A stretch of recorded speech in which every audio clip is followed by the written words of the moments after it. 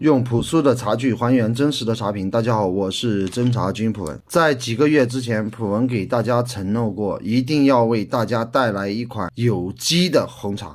好，今天放在普文眼前的就有一款真正生态有机的红茶。这个茶的原料，来，我们看一张图，普文给大家看一张图，上面的茶树已经放生了16年，而且这个是有机认证的一个茶园，有5000亩。这些茶树基本上都是100年以上的茶树，我们实话实说，不需要在这里作假。看过图之后，普文给大家来做一个开汤演示。红茶的话，这个应该有6-7克了，不管，我们就以6-7克的方式来做一个开汤。正常红茶的投茶量，像这个茶的投茶量可以是1:30或1:25之间。来，我们100度水温开汤，冲汤下去，这个蜜香自然就散发出来。来，大家看一下汤色，纯纯的啊，这种金汤啊，黄金汤啊，跟核桃油一样，就是油的。这个在密闭的空间里面，这种蜜香花蜜香扑鼻而来，是真正的蜜香，很香。来，回到之前的干茶条，普文再给大家来讲解一下什么样的茶做出来，有机茶会做出来什么样子。大家看一下这类茶条，黄毫度很低，大家看一下很低，不是黄毫度越高的茶它越有机。这个茶的海拔在2100米左右，而且这个茶是一个凤庆老品种茶树。老品种茶树它是地域的原生种，它的产量极低。好，再回到茶汤，看一下干净程度、油亮程度。这个茶汤你看着就有一种欲望非常强。不管了，第一泡开汤的汤色是这样。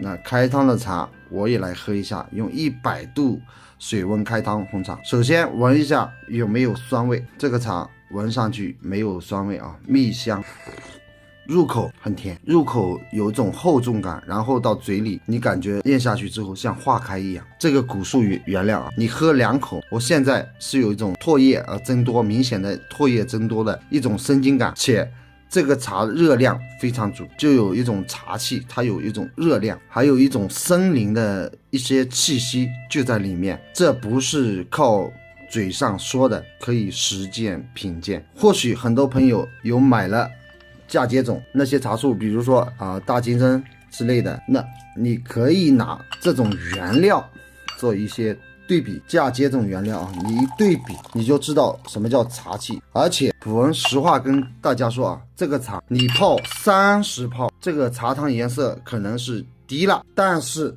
这个茶的甜度一直都不减，这就是一个好的生态原料出来的茶品。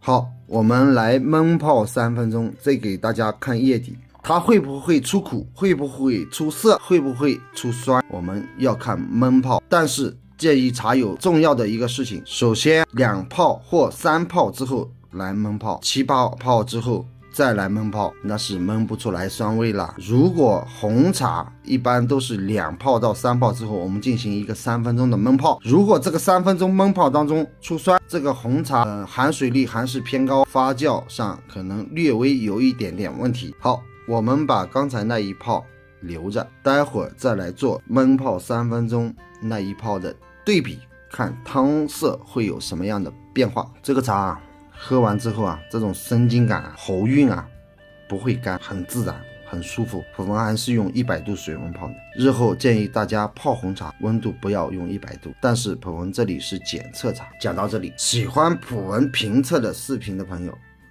请给普文点一个强烈的赞，也关注普文，普文一定给大家带来真实的茶品，真实的原产地。好，3分钟时间已经差不多了，我们来出汤看一下。好，大家看一下，颜色是明显加深，代表一个什么问题？这个颜色的加深代表一个问题，并不是原料的老嫩和原料台地跟古树的区别，以这个颜色的加深是因为发酵程度的不同，汤色差比较大的情况下，那我们可以判断一个茶的发酵程度相对来说较深，所以老品种茶树的发酵我们做了一个跟大金针的发酵做了一个比较，老品种茶树啊带叶的发酵一定要比单芽的发酵要深。来，我们再来闻一下啊，这个老品种有没有酸味？不出酸味。好，我们来喝一下，